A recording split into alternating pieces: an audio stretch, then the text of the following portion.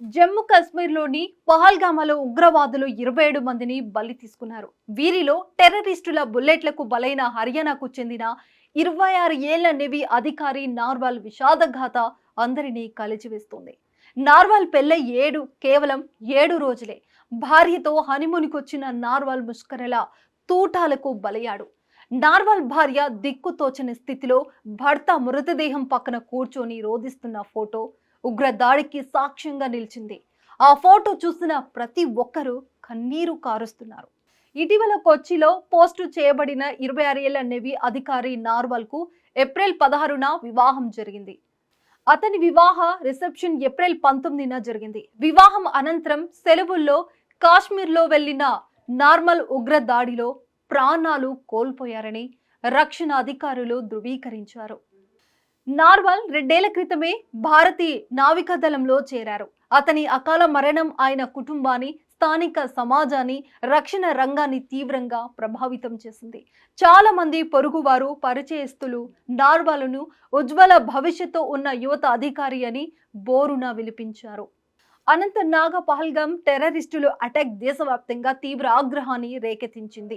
అమాయకులైన టూరిస్టులపై ముష్కరుల దాడిని రాజకీయ నేతలు తీవ్రంగా ఖండించారు.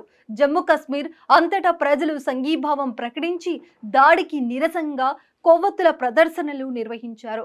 బారాముల్లా, శ్రీనగర్, పూంచ్, కుప్వారా, అఖోర్ ప్రాంతాల్లోని ఖోడ్ గ్రామాల్లో ఉగ్రదాడిని నిరసిస్తూ ఆందోళనలు నిర్వహించారు. జమ్మూ కాశ్మీర్లో బజరంగ్ దళ్ సభ్యులు కూడా నిరసన వ్యక్తం చేశారు. బుధవారం జమ్మూ బంద్కు పిలుపునివ్వడంతో ప్రజలంతా స్వచ్ఛందంగా సహకరిస్తున్నారు. ఇక మరోవైపు పహల్గామ్ దాడిలో మహారాష్ట్రకు చెందిన 5 టూరిస్టులు కూడా మరణించారని ఉప ముఖ్యమంత్రి ఏక్నాథ్ షిండే ప్రకటించారు.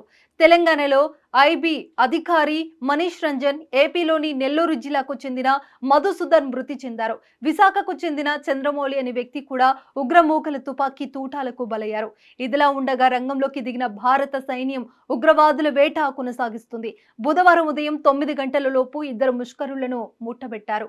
పెద్ద ఎత్తున పేలుడు సామగ్రిని స్వాధీనం చేసుకున్నారు.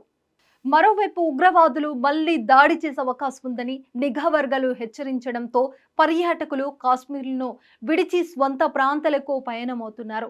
విదేశీ పర్యటనను మధ్యలోనే ముగించుకొని వచ్చిన ప్రధాని నరేంద్ర మోడీ అత్యవసర సమావేశం ఏర్పాటు చేశారు. పరిస్థితిపై సమీక్షిస్తున్నారు. కేంద్ర హోంశాఖ మంత్రి అమిత్ షా ఘటనా స్థలికి వెళ్లి ఆరా తీస్తున్నారు.